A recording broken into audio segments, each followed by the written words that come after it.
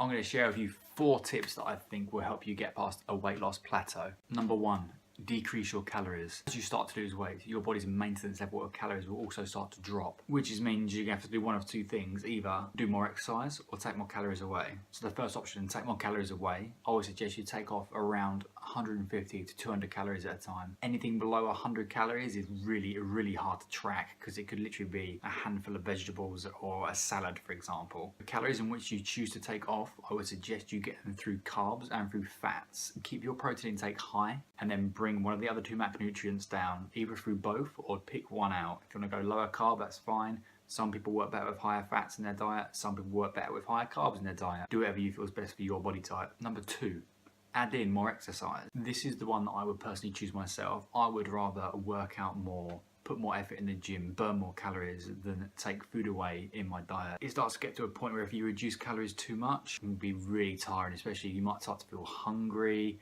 You're going to think about food more often. So if it was me personally, I would definitely rather add in more exercise to my daily or to my weekly regime than take away more calories. And then again, I understand that people have family, work commitments, so you might not be able to get to the gym or exercise any more than what you are doing. If that is the case, then you're going to have to go for option number 1 and bring your calories down slightly. Number 3, when you feel depleted, stuck, miserable, bring in a cheat meal or a refeed day. A cheat meal can help you mentally as well as physically. It will give you a break away from your diet, so you haven't got to track anything, haven't got to track the calories, haven't got to track the macros. You can just have one meal where you do whatever you want. It's going to get rid of some of your cravings, your sugar cravings, your carb cravings, and it's also going to do one of 2 things, but they can both lead to a positive ending. Number 1, you're either going to have a cheat meal and afterwards you're going to feel refueled, refreshed, feel good to go again, and your cravings out the way, and the next day you're back on it again, back on track. Or you're going to have the opposite effect.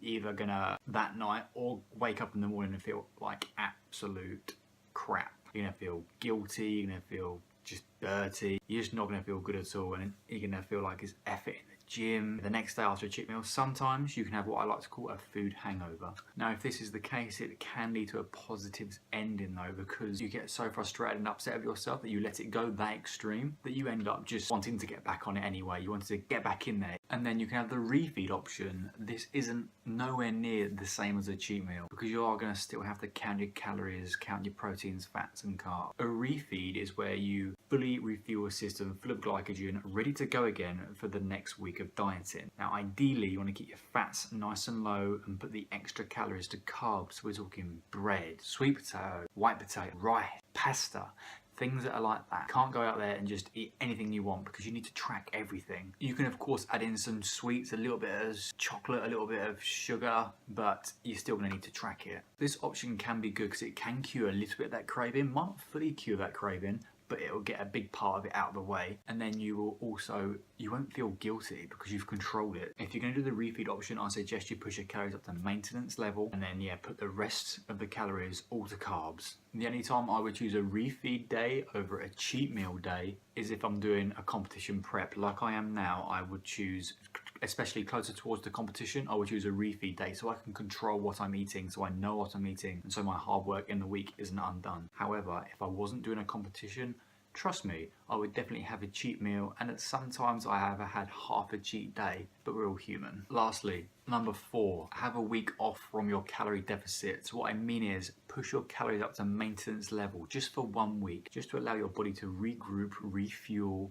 And then by the time you come around to start your calorie deficit again, your body will be fully ready to go again. You're going to feel energized, you're going to feel fresh, and that definitely could help you get past your plateau of a fat loss. So just push them up to maintenance level, have a week off intense dieting, regroup and go from there. It's very unlikely you're going to gain any body fat doing this, because you'll only push it to maintenance level. If you feel worried about doing it that much, then put it just below maintenance level, so you are eating more calories than you originally were, but you're not eating too much. And again, that way you can control it a lot more.